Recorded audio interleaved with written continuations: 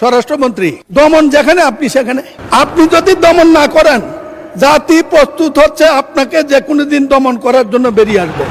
বৈধ এজেন্সি এটা ইচ্ছা করলে নিয়ন্ত্রণ করতে পারে, কিন্তু করবে না, কারণ এদের টাকার এত দূরত্ব, যে কোনো জায়গায় টাকা যায়। একমাত্র জামাত ইসলামের কেউ কোনো টাকা নিয়েছে বলে শুনি নেই আমি, আমরা এইটাই জন্য বললাম হাততালি দেওয়ার কিছু নেই, কেউ বাদ নাই।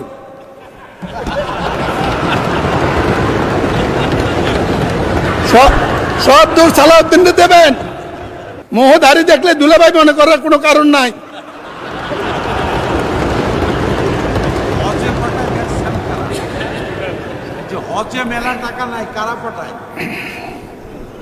সব পারে, শুধু আমি বিশ্বাস করি স্পিকার, ব্যাপারগুলা সমস্যাগুলো বক্তৃতার কিছু নেই, জানে সবাই। একটা মন্ত্রণালয় করছে, ডিজি অফিস করছে, বিরাট বিরাট বিল্ডিং করেছে, কিন্তু রিমিটেন্স যোদ্ধারা সাহায্য পায় কত পার্সেন্ট, এটা একটু হিসাব হওয়া উচিত। স্বরাষ্ট্রমন্ত্রী আমাদের, আপনি এইটাও তদন্তের আওতায় নিতে পারেন। বাদ তো কিছু দেন নাই, এটা একটু ধরেন।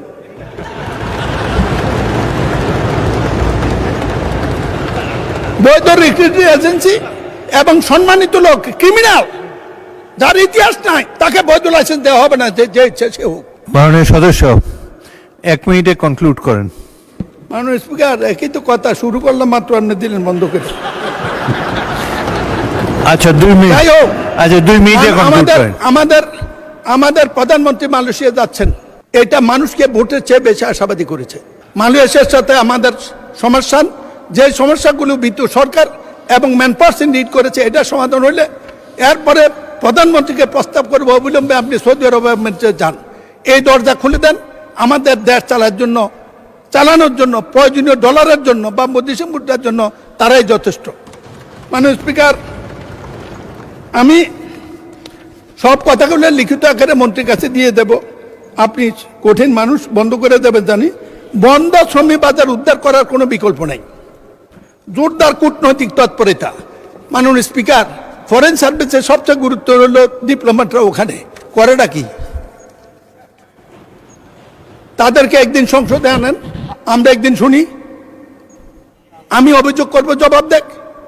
এই সংসদীয় কমিটির কথা দরকার নেই, অলরেডি সংসদীয় কমিটি গঠিত হবে শ্রম মন্ত্রণালয়ের যাকে দেবেন উনি থেকে এদেরকে ডেকে জিজ্ঞেস করুক লোকরা নির্যাতিত হয় কেন, পাসপোর্ট দেওয়ার সমস্যা কেন। মাননীয় স্পিকার, দালাল চক্রের কঠোর দমন, স্বরাষ্ট্রমন্ত্রী, দমন যেখানে আপনি সেখানে। আপনি যদি দমন না করেন, জাতি প্রস্তুত হচ্ছে আপনাকে যে কোনো দিন দমন করার জন্য বেরিয়ে আসবে। মাননীয় স্পিকার,